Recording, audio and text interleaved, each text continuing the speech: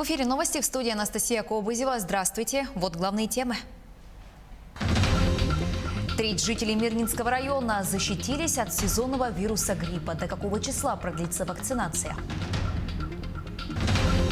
Новые урны и скамейки два двора благоустроили в поселке Серебряный Бор. Якутский фильм «Сулус» участвует в Московском международном кинофестивале. О чем эта картина?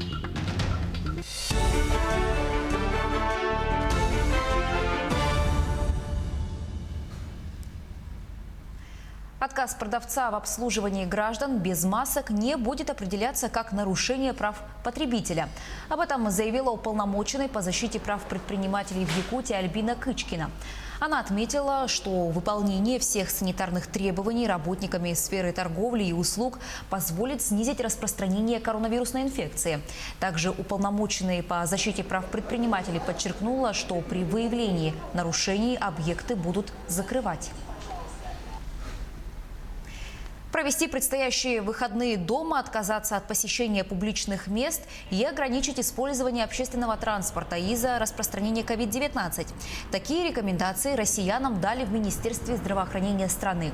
В ведомстве напомнили, что ограничение контактов, соблюдение социальной дистанции, правил гигиены и использование масок являются эффективными методами контроля заболеваемости коронавирусом. Вакцинация от гриппа в Мирнинском районе продлится до ноября. Сделать прививку можно в поликлинике. Работники Алроса могут привиться в здравпунктах медицинского центра компании. Пока защитились от сезонного вируса гриппа лишь треть жителей района. Это чуть больше 30 тысяч граждан.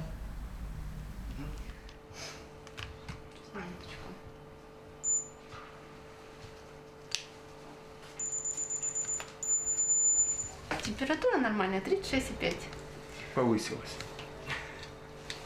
Давайте посмотрим горлышко. Угу. Хорошо, хорошо. Все, выгодны, можно сделать прививочку, пожалуйста. Вакцинацию разрешаю. Недолгий осмотр терапевта, десяток вопросов и пара процедур. Такой набор действий проходит здоровый человек перед вакцинацией от гриппа. На все про все 10 минут, и вы уже в процедурном кабинете. Немножечко пощиплет. Держите. И до, и после укола медики обязаны ответить на вопросы пациентов о препарате и предупредить о возможных последствиях. Пациентов предупреждаем о том, что возможны какие-то местные реакции, гиперемия, зуд, побаливание места укола. Также предупреждаем о том, что возможны легкие респираторные явления. В первые сутки не употреблять спиртное, не переохлаждаться. Душ принимать можно, но не купаться.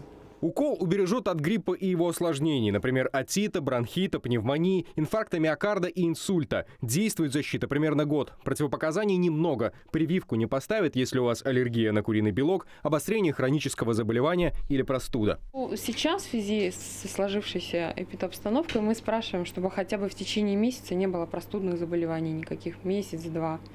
Тогда да. А если человек уже переболел каким-то простудным заболеванием, то в течение месяца прививка ему не ставится. Привиться важно, если в вашем кругу общения есть беременные женщины, маленькие дети, пожилые или ослабленные болезнью люди. Так прививкой вы защитите не столько себя, сколько своих близких. Пока защищенных в Мирнинском районе всего треть. Из 70 тысяч жителей района прививки от гриппа поставила почти 21 тысяча человек. Из них 6 с лишним тысяч – это работники Алроса. В прошлом году желающих привиться было больше, почти половина жителей. Правда, в том году и вакцинация стартовала раньше. Прививка – дело добровольное. Время получить защиту еще есть, но есть ли желание? Скажите, пожалуйста, а вы поставили уже прививку от гриппа? Нет. А почему? По показаниям. Буду, но пока не поставили. Пока не до этого. Еще нет, не поставили. Мы взвешиваем все за и против, какие могут быть побочные действия. У нас в институте прививочки делаются. Все мы сделали, все замечательно. Здоровенькие. Нет, не прививался. Скажите, пожалуйста, а вы поставили уже прививку от гриппа? Ой, давным-давно уже. Не болеем и никому не советуем. В больницах района бесплатная вакцинация продлится до ноября, однако врачи советуют не тянуть. Иммунитет после прививки появится не сразу, а грипп уже на пороге. Сезонный подъем заболеваемости гриппом и ОРВИ мы ожидаем уже с октября месяца, а пик заболеваемости придется на ноябрь-декабрь месяц. Также в этом сезоне ожидается повышение заболеваемостью микст-инфекциями. В данном случае это будет грипп плюс коронавирусная инфекция, но прививка от гриппа облегчит протекание заболевания, вызванное микст-инфекциями. В этом эпидсезоне в арсенале у медиков 2 вакцины. Обе защитят от 3 актуальных штаммов гриппа. Препарат Флю-М для взрослых от 18 до 60 лет, детям же с 6 месяцев ставят Совигрипп. Вакцинация продлится до конца октября, однако врачи советуют сделать прививку заранее, ведь на формирование иммунитета в случае с вакциной Флю-М понадобится до 14 дней и до месяца при другом препарате. Только так вы подойдете ко вспышке гриппа во всеоружии. Александр Шершуков, Анна Брянская, Анна Винокурова, Роман Ларин, телеканал «Алмазный край». Глава региона Сын Николаев рассмотрел ход строительства федеральных автодорог и реализации нацпроекта «Безопасные, качественные автомобильные дороги». На эти цели региону выделено почти 5 миллиардов рублей. По итогам этого года в нормативное состояние будут приведены 211 километров региональных автодорог и 23,5 километра улично-дорожной сети в Якутске. Кроме того, на строительство, капитальный ремонт и ремонт участков федеральных автодорог Вилюй, Колыма и Лена из федерального бюджета предусмотрено почти 11 миллиардов рублей.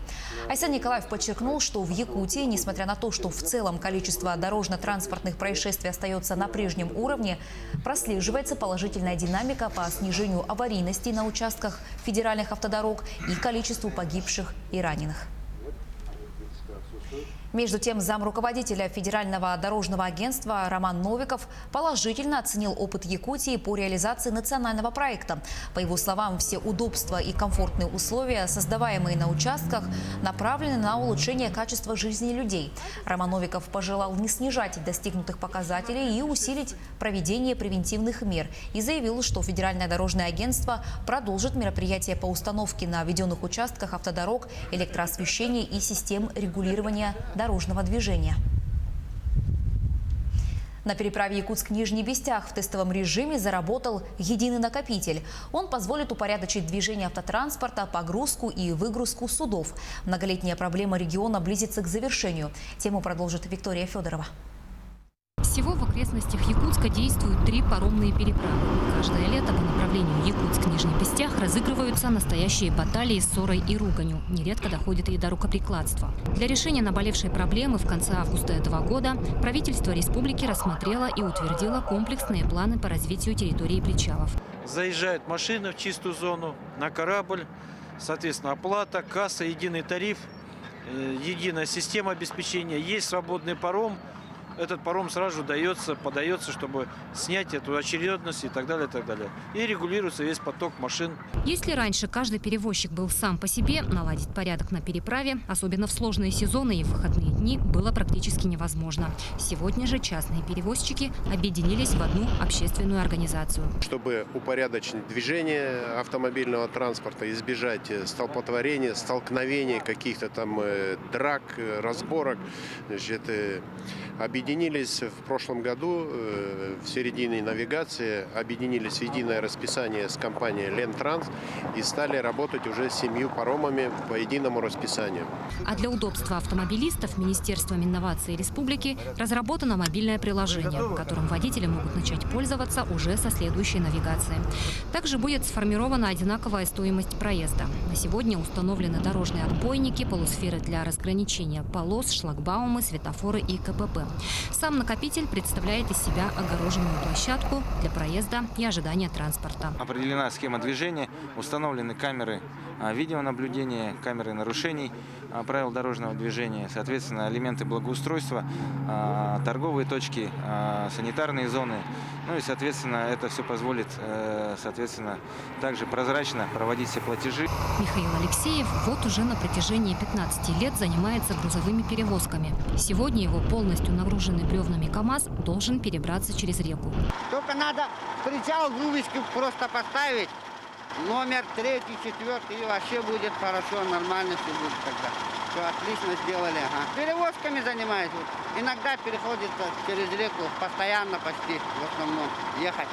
Вскоре такой же накопитель заработает и на другом берегу переправы. Сегодня будний день. Из-за этого накопления автотранспорта не наблюдается. В такие дни новое сооружение будет служить в качестве так называемой зеленой полосы для проезда. А то, как будут обстоять дела дальше, увидим уже завтра, ведь впереди выходные. Виктория Федорова, Семен Семенов, Якутск. 2 двора благоустроили в поселке Серебряный Бор Нерюнгринского района. Работы провели в рамках программы «Комфортная городская среда». На эти цели из республиканского бюджета было выделено 4,5 миллиона рублей. Это дом 197 и дом 208, на территории которого мы сейчас находимся. Вот благоустроено, то есть полностью забетонированы проезды. Здесь раньше была только гравийка, установлены урны, поставлены лавочки.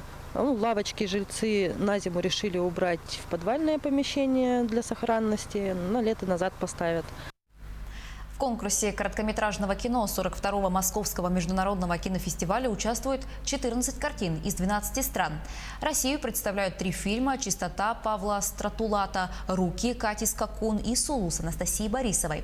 О премьере якутского короткого метра в материале наших московских коллег. В конкурсную программу фильмов короткого метра, претендующих на премию «Киноакадемию» за 2020 год, попала картина Анастасии Борисовой «Сулус». Сюжет выстроен вокруг семейного конфликта, в который вовлечены молодой адвокат и оборотни в погонах. По словам режиссера, фильм основан на реальных событиях. Это история о женщине, которая пытается вернуть своего ребенка, которого похитил ее бывший муж некоторое время назад. Это такая история о борьбе человека и системы. С помощью короткометражного кино очень многое можно сказать, и в этом заключается мастерство режиссера, сценариста, чтобы в такую короткую форму уложить какую-то мысль. Якутское кино вновь открывает для нас новые имена. Воспитанник детской студии Сахатеатра Сайдан Савинов исполняет роль второстепенного героя фильма – мальчика по имени Сулус. Операторскую работу доверили известному фотографу Алексею Павлову. В этом коротком метре, когда мы общались по поводу визуальной составляющей, решили, что это будет псевдодокументалистика с элементами длинных планов, с меняющейся мизансценой, для того, чтобы намного глубже передать ту атмосферу, которая есть. Мне было интересно работать с режиссером. Жизнь-то она не совсем красивая, и с этим тоже у меня борьба в плане того, что сам-то фильм, он документальный больше. И это, конечно, для меня тоже некая задача снимать как-то по-другому, чтобы режиссер посмотрел и сказал: да, вот я вот так видел у себя в голове, и так, ты передал это визуально так вот. И я думаю, что мы справились с этим, да. Картина «Сулус» – дипломная работа выпускницы Московской школы кино Анастасии Борисовой. С картиной «Мама» молодой режиссер успела заявить о себе на международных фестивалях во Франции и Испании. В фильме открытый финал, зрителю решать, что побеждает. Но я думаю, что в реальной жизни чаще всего побеждает, конечно, система. Но это огромный опыт для меня, потому что это моя дипломная работа, опыт во всем: в написании сценария, в производстве фильма. И это такой шаг на пути к следующей работе, более большой. Маленькое кино не балует широким прокатом в кинотеатрах. Но если осознать фабулу событий и поступки героев, то они дают зрителю возможность задуматься и не уступают по глубине полнометражным работам. Туяра Константинова, Джур Березкин, Виктор Олесов, Москва. На этом пока все. Оставайтесь с нами.